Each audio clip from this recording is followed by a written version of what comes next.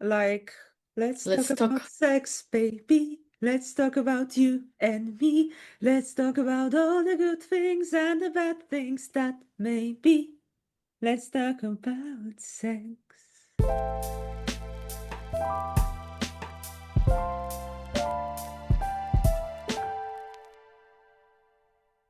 Hello, and welcome in the next episode of Make Sex Great Again or Romance Great Again. It may be That's the a same different thing. podcast, mate. That may be the same thing, but that may be the very different thing. A lot of people would argue about that, and we will throw our minds into this and we will talk about sex babies because we are both Polish, and being Polish pretty much obliges you to speak your mind even if you have nothing interesting to say, although we have a lot of interesting things to say. But Yeah, anyways, also, we really like to embrace our cultural heritage like this. yeah, I have no idea about the topic, hence I will just pretend that I'm the specialist. And just so that we get all the introductions out of the way, in case this is your first episode, my name is Paulina, and I'm joined by my friend. Monica, who really, really, really wanted to sing this song. I mean, I don't think we'll get copyright strikes, so whatever. I am singing, and we are getting no money because we are not recording this or on stuff No. and not distributing it. So I think that's fine. And it's a very appropriate song because this Yes, episode is going to discuss, is it all about sex? Is basically. romance just a big a big cover for women getting off? Let's call a spade a spade. Yeah, it is. That's End my of short. episode. That's my short answer. I think romance is that now. Whether it's always been that way, I I think it would had say partially. I Depends. think it started like this, then it had a moment of no, we're better than you lot, and now it's back to being all about sex. I really want to hear which moment in the romance history you consider as being we're better than that. I'd say 90s. Oh, at the time when the Dangerous Men and Adventurous Women book was coming out, those authors really were thinking of themselves as, oh no, it's not just about sex and it's not all about sex. Yeah, although, hmm, looking at different notes that we made for this episode, I see the parts when they would actually agree on that. Obviously, yeah, I would say they are kind of getting in the moment like, oh yes, we are better than this, and romance is such an art, etc. I mean, it is an art, but not in the way that they were trying to position it. Oh, hello, cat. Cat? Yes, the cat is here. Anyways, yeah, altogether, sex and sex scenes, which are quite long, always has been the part of the romance novels. It has been. I mean, there is the argument to be made, and that's the people who are leaning towards it's not all about sex. They lean on the fact that, well, romance is first and foremost an exploration of emotions. Emotions come first. It's not just to get people off, and whilst there is romance slash erotica that is way more sex driven, a lot of it you get to build the relationship and see the relationship happen before the actual sex is happening. There might be stuff in the lead up, there might be very hot makeouts, there might be, second base, whatever you want to call it. But typically the sex scene in like a lot of the older classic romance, it would be somewhere in the middle and from then on, rather than we're opening or it's in the first half. Yeah, I mean, it will be at least in the classical romance novels. So the ones, yeah, as we said, in the 80s, in the 90s, beginning of millennium, and the new romance started to kind of shift away from that. So yeah, will have the meet cute or not so cute, and they may immediately go to bed and then just go into exploring their own emotions, which makes it a little bit closer to what actually happens in life nowadays. Yeah. But yeah, absolutely. So sex will always be a very important part of every romance novel. I wouldn't say this is exactly what every romance reader would look for Mm-hmm. in the romance novels. So generally speaking, yes, this is important part and girlies enjoy reading about sex. I mean, come on, who doesn't? But for some people, these scenes are getting too repetitive. And I would admit, for quite a lot of books, I'm in this group. Like the scenes are getting a little bit repetitive, so I will read one and then just like, skip through the pages and get to the really important part, which is relationship, but also when I'm in the mood, I will just head straight for the erotica Mm-hmm. and look for like erotica type of romance, not classical romance, and just read it properly with all the scenes. I hear you fully. For me, even though I still will read through all the sex scenes, can get quite repetitive. Yeah, And to me, they get the most repetitive when they focus on the mechanics. When the sex scenes are still more driven by emotions, yeah, that's when they tend to be a bit more interesting, at least to me, because it's not just about which part goes where and yeah. what sounds are the people involved making, but it becomes about why are they having sex? What this particular sex scene is bringing to it. Is it the angry one? Is it the comforting one? Is it the we are finally all together in love kind of sex? And Yeah. that I tend to remember a bit more.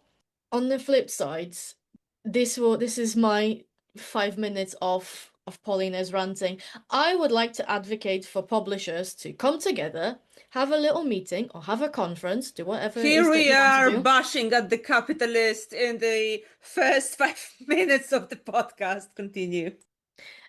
Am I bashing? No, I'd like to say I'm just suggesting is that get together Sure, and sure. agree on a spice scale.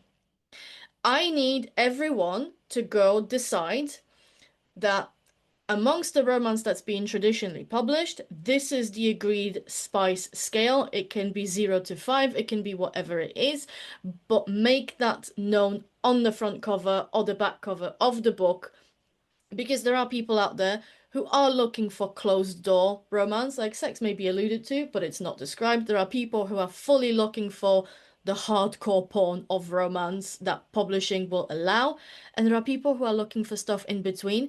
Make that clear, just like you would with food and how hot is that food. Give me the little peppers so that I know what it is that I'm looking for, because if I know, then I'll be prepared and I'll respond to it better. I'm all for that. I would Exactly. really love the small peppers on every Literally. cover. I mean, given how much emojis are entering our written language and starting to enter the, vocabulary when we speak, why not? People would love that. And a little pepper at the back, right next to your barcode and Yeah. ISBN number, that will blend into any cover design and people are suddenly informed. Because right now, if you want a guarantee of a closed door romance, you only really have the YA and the teen romance, which not everyone is interested in, and asexual romance, which is still very much a minority amongst the queer romance genre. Yeah, absolutely. And since we already start to make trigger warnings something very normal in the romance novels, especially young adult romance novel, why wouldn't we make the spice level? So, yeah, Literally. please consider that. Even if the publishers decide, I don't want to do that, it's the authors who are writing, as you say, the trigger warnings, Yep. and they put in them on the first few pages. Put the peppers there, Yes, or please. put a little, out of 5, this is this spice level. Yeah. Because I was having quite an interesting discussion with romance writers the other day about how things have gotten very explicit, and there's plenty of people who want a little bit, but not all of it. There's plenty of people who want all of it, and plenty of people who want none of that. And currently, they're just going through bending every spine of a paperback in a bookshop just to flip to the page and go, is there any sex before they even buy the book? Because otherwise, I've bought something that I'm not enjoying. By the way, you just mentioned, yeah, just picking up the book at the bookstore and having like just flipping the pages to read the sex scenes. What I was thinking about, this is pretty much like if someone who doesn't really read romance novels, they would get a romance book in their hands, like some like of your friends is reading it, or I don't know, they are at home when so where someone does have romance books. That would be the first thing they would do because romance novels are so connected with this sex scene, with being Mhm. considered as porn for girls, which is absurd, by the way. That yeah, that the first thing would be just flipping like through the book to find the sex scenes, which is like yeah. So at one point you're criticizing it and having a laugh at the mummy porn or something like this. And then the moment you get the book, you will just look for the scenes. Obviously, you would tell people, no, I'm just reading it for laughs. It's like, no, you're just curious, Absolutely. which The is only fine, time, but yeah. yeah, the only time that I've actually seen someone do like announcing spice levels, it was a very obvious marketing ploy for Valentine's Day, but it was Oh, blind date with a book where you knew it was romance. It would have yeah. a couple of keywords of what's happening, but it would indicate spice levels that you could pick whatever was there for you. But otherwise, nah. And as you said, when it gets to discussing sex, a lot of people revert into teenagers and can't talk about it maturely or can't talk about it without bursting into a fit of nervous giggles. It's just sex, get over it.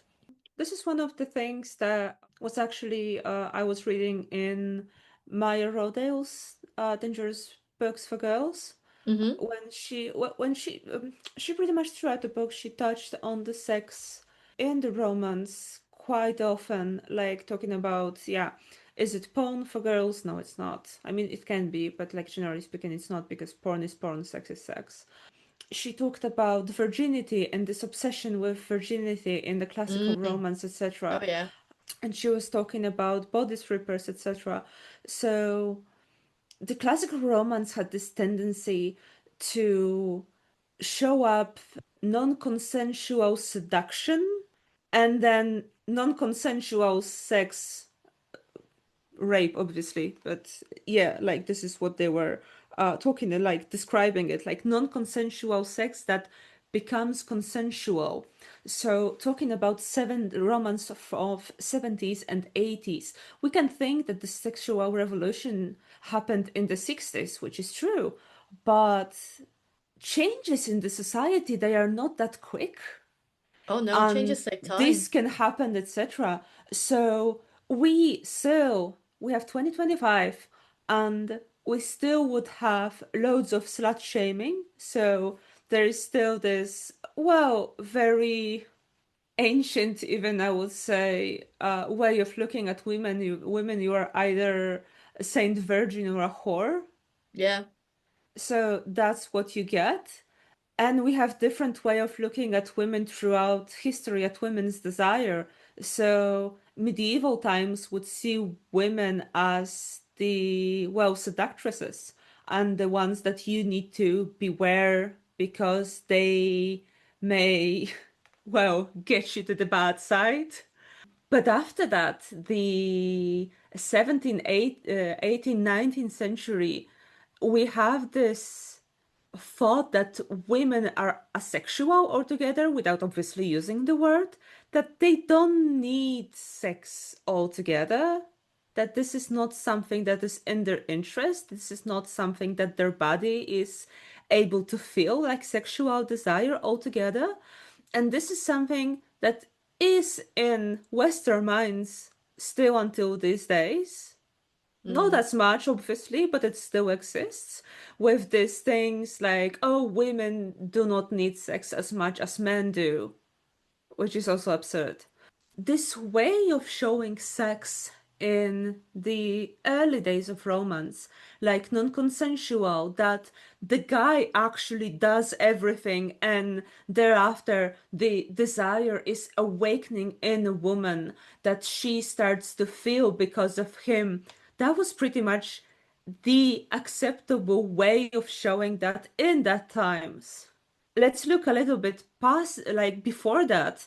So not only early romance of 70s and 80s, 90s, etc., but let's have a look at the first novels where the women that had sex outside of marriage and enjoyed it and weren't punished for that were actually like banned every fucking where. There was this book, I can't remember the full title. It was Fanny Hill something something. It was about a woman who was a prostitute and she had loads of fun being a prostitute. I read it when I was a teenager and I really wanted to read some books with sex and they didn't discover romance yet. Is it Fanny Hill, Memoirs of a Woman of Pleasure, an erotic novel by the English novelist John Cleeland, first published in London in 1748? Oh, there Is you that the go. one? It is the one. And it's fun actually. It is really fun. It is pretty erotic, but it's fun. It's The also on sec Project Gutenberg, so you can read it for free legally. Nice. The same happened with Lady Chatterley's Lover. Oh This yeah. book was banned everywhere because This it's book went to not, court. yeah, it's not like Wuthering Heights or I don't know, Madame Bovary, when women that have sex, they are being punished. No, like books where women actually have fun having sex, the book is going to the court. Imagine that. Yeah, it really puts like once you keep that historical context of what women in Western societies were allowed to think slash do about sex in mind, the one thing that I remember once reading and it kind of blew my mind but also kind of didn't is the Christmas song Baby It's Cold Outside. Right now, a lot of people are very against it. They think it's sleazy because it's the guy trying to convince a woman who's saying no. But when you think about the fact that that song is from like 1920s or 30s, where societally women were not allowed to say yes unless they were Yes. persuaded, it's Or becoming the forced to. it's becoming the playful of because it broke it down to every time she's saying no, it's not because she doesn't want to, it's what will other people say. So only once every single other argument of what will my brother, neighbor, whoever it was in that song, what will other people say gets dismissed, only then at the end she agrees to stay because it's like you forced my hand. Oh no, now I have to stay and have fun with you. Once you see that song in that way, which very much encapsulates how sex was viewed, how women and having sex were viewed, it then I think really highlights why so much of classical romance, as Tania Modleski has put it, is rooted in like revenge fantasy.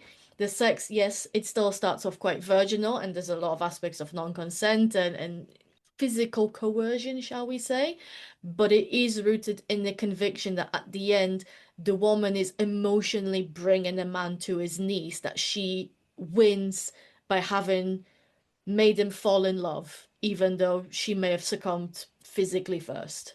And it's not only Tanya Modleski's, it's not only her thought, because that's the, well, she was kind of like criticizing romance, let's be honest. But the lady writers of romance, from Dangerous Men and Adventurous Women, I promise there will come time when we stop quoting this book, but it's not today. They just keep giving us good stuff to rant about. Not ranting this time, but Not this time, but pretty much, usually. yeah, yeah, but pretty much confirming that they were saying the same thing. That I can't remember which of the essays was it. Pardon me, I am not just skimming through these pages ever again, at least not today. But they were saying the same, that the emotional value of the romance is that at the end of the day, even though he is the alpha male, he is the powerful one, she has the power, especially in the historical classical romance, that he would be a duke, he would be a viscount or whatever, that it is her bringing him to his knees in each way, like sometimes literally, sometimes just emotionally, when the guy who is so independent and can live by himself realizes that actually he cannot live without this lady, and he will do everything to have her back, because that would normally happen when they split for reasons. So, well, Tanya was a little bit cynical in her loving with a vengeance, like saying that the guy is for sure like hateful and he doesn't really want to do this, but he's forced, etc. So there is a power struggle here. Um, I'm not really sure about that. But yeah, maybe me. She's a scholar, I'm not. But anyways, this makes me also think about like altogether, yeah, the guy is put to his knees, etc. But I would say like it's not as much in relation of sex, No. because the very typical thing about romance novels would be that we pay much more attention to woman's pleasure in romantic novels, and we get much more descriptions. They will be very emotional, most of them, at least like in classical romance. They would focus on what the heroine feels, like, of course, like how he feels in an answer to what he does, but it will be like mostly focused on emotion. But most of the scene is woman learning or woman receiving pleasure from man. There are very little books, I would say, when we would have the description, when we would have scenes when woman is giving pleasure to a man. And when there are some, it's inevitably in the context of her overcoming her virginity and her inexperience. Because Yeah, I do remember some classical romance when hand jobs were involved or blowjobs were involved, but it yes, was always in the context of, yes, she's trying to give him pleasure back, but it's in that innocent, I don't quite know what I'm doing. He didn't think that she was ready to do this act on him, and now yeah, he's receiving it. It was usually yeah. framed like this. I have found that So it's even still focused on her, what she wants to do, what she wants to try. fully, and I have found that even in more contemporary and new romance, although the balance is a bit closer together, the focus is still way more on female pleasure and either women going, this is what the heroine enjoys, including going into the acts themselves, Yeah, or just fully skipping the whole aspect of who's giving pleasure to whom, at least in some of the better ones, obviously. yeah. And it's also, as you just said, it is like the balance, it is like more equal, but Mm-hmm. it's still not equal. No. Like romance novels are still mainly focused on being written for women, hence the woman would get the most attention. Of Yeah. course, like you just touch on very interesting topic, like what's the deal with the virgins all over the books, but we will get to that in Some other time. some other time in, well, other season, because it's whole big rabbit hole we want to get there. Yeah. But yes, even if like it's a girl giving a pleasure to a man, it's still focused on her. Another thing is like, well, men, yes, it's brought to his knees emotionally, but very important part of the classical romance trope would be the guy being very smug and being very happy seeing her Mm-hmm. like burning with desire or just receiving pleasure and having From an him orgasm specifically. from him specifically, but like altogether, he's like, there will be normally description that he was kind of suffering because he wanted her as well very badly, but he was still like, no, this is not my time. Like, I really have fun and I love seeing her climaxing or something.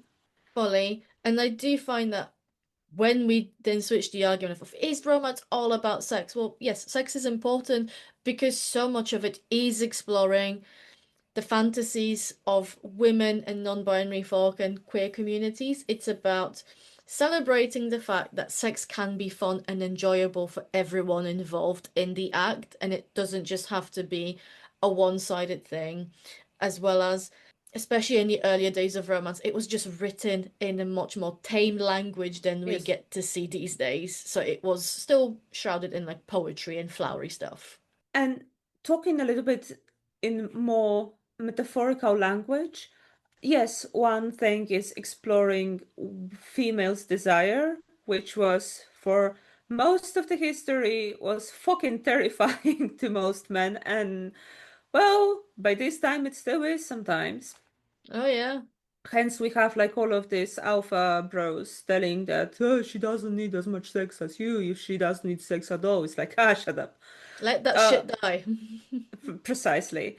So, yes, we will have the exploration of fantasies, we will have exploration of desire altogether, wrapped in very different narration, depends what times the romance novel was written in.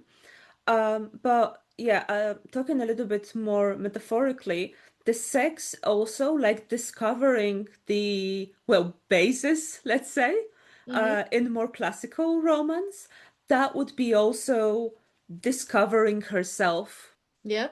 because she's getting more experience, she's being taught by a guy. So yeah, this is still the trope from 70s 80s that it's not really acceptable for women to be experienced, so there will be this more experienced guy who will teach her, who will be her teacher into the world of sex and desire. But altogether, by the end of the book, the heroine will not only discover her desires, that she enjoys sex, that she enjoys this particular guy, but she will also bloom emotionally. She will become like a fully grown woman, let's call it this way. So this is Yeah. like sex, getting from virgin to a very self-confident young lady, not only in life but only in her sex life. These things go very close together. Yeah. The whole trope of this quiet, shy girl or this inexperienced virgin who blooms into maturity and confidence through sex is as overdone as anything. I mean, look at all the 90s films that had makeover elements, and she took her glasses off and now she's sexy and all of this. But it's Yeah. been going through romance novels just as much in the lead up to those 90s films as it has through anything else. Oh yes. If anything, I find that because for the most part, even though both in classical and contemporary romance there are elements of consent not being present, but for the most part, romance is presenting us consensual relationships. And yet, the fact that sex in romance exists gets people in a tizzy and they go, "You're reading smut, how dare you?" and all of that stuff. But then no one is doing anything similar to any other genre. I'm not sure what to think about non-consent, so well, sexual assault in the modern romance. So the one in like last 5, 6, 7 years, let's call it this way. But if it comes to like this scenes that are not consensual, like in The Devil's Bride or in the even earlier in the classical romance in the Body Strippers, where it pretty much often was happening this way that the girl was assaulted, but she ended up liking it because that was the, well, general thought back then. The woman cannot express that she wants it, so the guy pretty much does it for her. That was the yeah, societal thought back then. But also like talking about like the fantasies of rape, like is it acceptable or it's not acceptable in the actually published romance novels. My answer is like I don't know, but altogether we need to remember that the characters in the books they don't exist. That's the first thing. The second thing is the very important thing about the rape fantasy is even if like you are reading about rape, you are reading about sexual assault, the most important thing that you as an existing human being you agree to that from the very end, from the very beginning, because you know what you are reading and you know what you are getting into. So that's the first rule of the rape fantasies pretty much. That wasn't even where I was going with, but actually I know this that is whole like point, yeah. that was getting to the previous point because like I was Yeah. thinking that it's kind of yeah, But because we are talking about like yeah, the rape fantasy exists for God knows how long, but that's one of the most important thing. It exists because it's consensual from the very beginning, because in your head you agree to this fantasy. And mhm. if you are fantasizing about something, this thing doesn't exist because it is fantasy. And that really neatly, so thank you for the build up. That really neatly brings me to the point that I was sort of going for, in that yes, we have romance fiction where the rape fantasy is an element of. It's not necessarily a big part of the genre, but it's there. But the fact that it exists gets some people's knickers in a twist. Yet in the same breath, George R. R. Martin's The Song of Ice and Fire is arguably incredibly violent, incredibly graphic. There's a lot of rape there. I mean, Daenerys and Khal Drogo's marriage and how it started, it is literally what you just described. It's a rape scene. It wasn't a And rape yet, scene in the book, actually. I remember it feeling No, quite it rapey when wasn't. I read it. No, it But wasn't. Because, like, it starts rapey, but at some point she's actually, like, yeah, getting that's exactly the, the same as the like in feelings. classical romance. It is. It is the bodice reaper. It starts rapey, and then she starts to feel desire, and she eventually, like, at the end of the what we see, she says, yes. But then look at the two different responses to those genres. People go, George R. Yeah. R. Martin's Game of Thrones, A Song of Ice and Fire, what a masterwork of fantasy. No one is saying anything remotely dispositive in the mainstream about romance genre, even though they've been doing that since the 50s.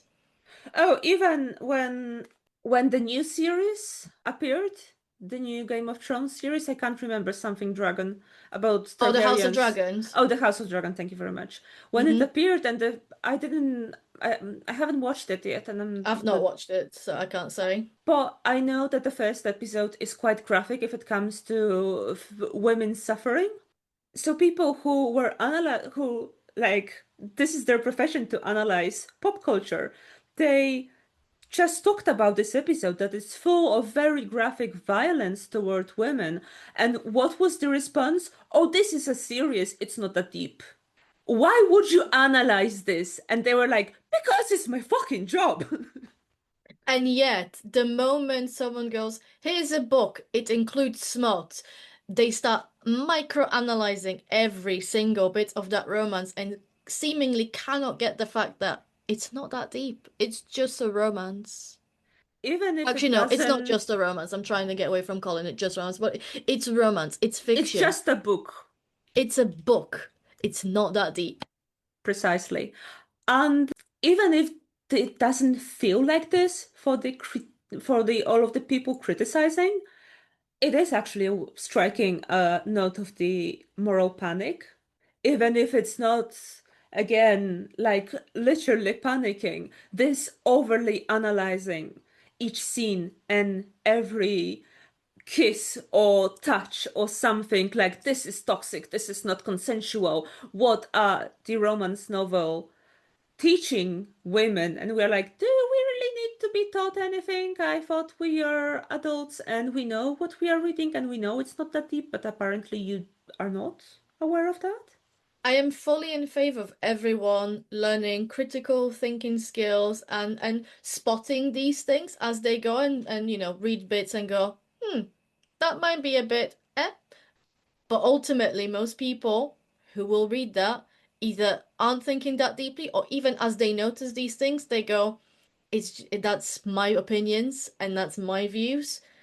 They might say something about the world, but that's not reason to start a whole moral panic, because otherwise we're no better than all these media outlets having a near stroke because 50 Shades of Grey existed.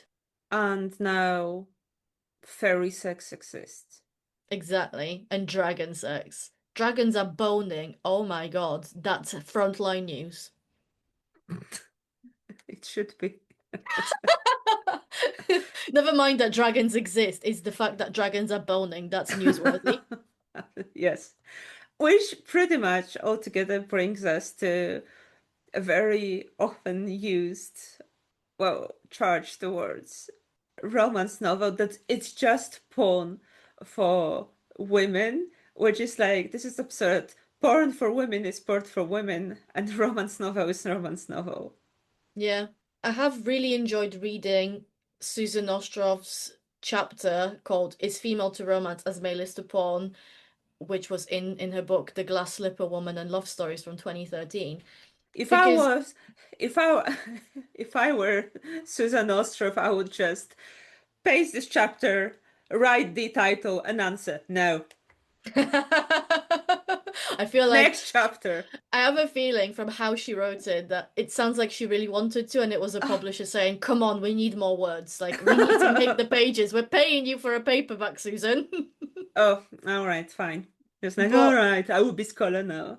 but yeah, like in the whole, and it's a really interesting chapter to read because she's basically saying what he says, like sex is sex, porn is porn. They do coexist, but they also fulfill different roles. She's gone into analyzing how they're both very gendered and they're both looking at power dynamics, but at the same time, when you think about sort of the fact that we now have men who are writing romance, we also have women producing pornography for women, that's women centric, all of that. And yet, nothing has changed because ultimately the two mediums, romance and porn, have their own separate functions. You can have a moral panic of are women about romance and men are about porn. No, people are about whatever floats their boat. Pretty much. And what you just said is nicely put by Maya Rodale again in Dangerous Books for Girls, when she just said the key is the, well, the key words. Porn is performance, and romance sex is about exploration.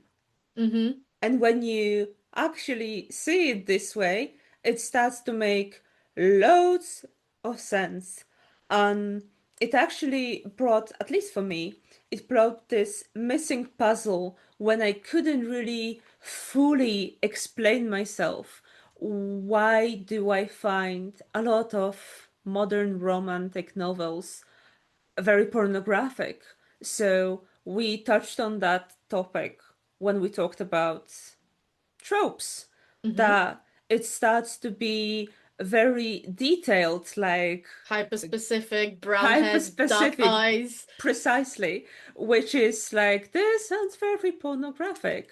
But also, when it comes to description of the sex, authors stopped focusing so much on what is the feel when having a sexual intercourse with the Fae or Orc or I don't know who else, but what exactly he does, and like, yeah, insert penis A into vagina B, Screw it tightly. screw it tightly, stab and start gently shaking. This is how sex is done. Unless it's from IKEA, then instructions are actually in pictures. Yeah. Sorry, I couldn't help that. Oh, Yeah, but but no, it's like, true. yeah, it's performance, it's pure mechanics. What goes where, who does what, who, I don't know, took a shuddering breath, and who, I don't know, Who moaned, who just screamed, who's, when, at yeah, what who point? jaw clenched, whatever. it's very mechanical, it's very pornographic because it started to be about the performance. The whole act is a performance, not an exploration as it is in the typical sense of the sex scene in the novel. I wouldn't say it's only in the romance novel, but altogether in the novels, because sex in the novel should be there for something. Mm-hmm. It has a function, not necessarily to get yourself off. And this is why we're seeing not only a minor rise in closed door or back to more politely written romance, but also so many adults leaning towards either young adult romance or new adult romance in some of the slightly less clean versions, or even towards queer romance. Yeah, Because queer romance, whether it includes sex descriptions or not, tends to be far more focused on the emotional than on the mechanics of sex. yeah. So is romance all about sex? Not It all may of be, it. so what? For the most part, not all of it, but it's No. there. Just like sex is part of a lot of people's lives. Not everyone's, and for some people, it's more part of their life than others. What's it your? It's not your business, really. Sex exists, period. Deal with it. A woman desire exists, period. Deal Deal with with it. it. People write about that. People Period. read about that. Deal with it. Get over it. Get over yourself. And to the But authors writing sex, maybe just get out of the mechanics of it for a little bit. Or if you do it it once. it can still be there, but try to include some emotions maybe. Or like as I said, if you go for a very mechanical, focused sex, we only need it once. Because the rest of it's a cookie cutter experience. Like you've done it once, you're probably repeating the same thing with maybe one or two changes. And it's not like I expect the entirety of the Kama Sutra from you. That's not why I read And romance. well, precisely, and I don't really think that we need the whole few page description of the new position they are discovering. Because guess what? Romance is not here to educate you about sex positions either. It's more about helping you get your own desires explode. Yeah. Even 50 Shades of Grey is not fully bullshit book, even though it's very bad book. But it's kind of shown that you don't really have to go for classical romance, spontaneous, rapey sex to have it. Like, big part of 50 Shades of Grey is Anastasia and Grey just talking about contract, what is allowed, what is not allowed, what you can do, what you cannot do. And he pretty much respects that. And it showed that if you have some kinks, if you are into BDSM, even though it's not described like super well in the book, doesn't matter, you can have these kinks. And it's not anti-feminist if you like being spanked in the bed, because it's not violence towards women. This is sex. If you And agree to that, we're fine. exactly. And hopefully, for all the stuff that 50 Shades of Grey got wrong, because it got stuff wrong, like Most of again, them. yeah. But hopefully, the one thing that it helped its readers realize is, as you said, is get them talking about sex and realize that you Baby, can talk about sex, baby. baby, let's Like, talk about you and me. let's talk about what you want, what you don't want, All and the then good things and the bad things that may be. the episode has gone full circle, and I Yes. heart that. Yes, thank you. And on that note, we hope that this episode has helped you talk about sex and write about sex and make romance great. If you'd like more of our podcasts, well, this is episode 9. There are 8 more to go. We do Please release. share it. Share it with your friends, share it with, well, maybe not your parents, but I don't know. If your parents are up for it, go for it. We release episodes every 2 weeks, so if you're catching this on release day, well, then we will see you in 2 weeks. And if not, well, It's going to be less. Do check our Instagram where we try to keep it up to date and share when the next episode is going to be released. It is makeromance_great_pod. We also have a TikTok account under the same handle. And if you have some thoughts that are not meant for the public, then you can email those to us on our email, which is makeromancegreat.pod@gmail.com. And we shall see you in the next episode. Bye! See ya.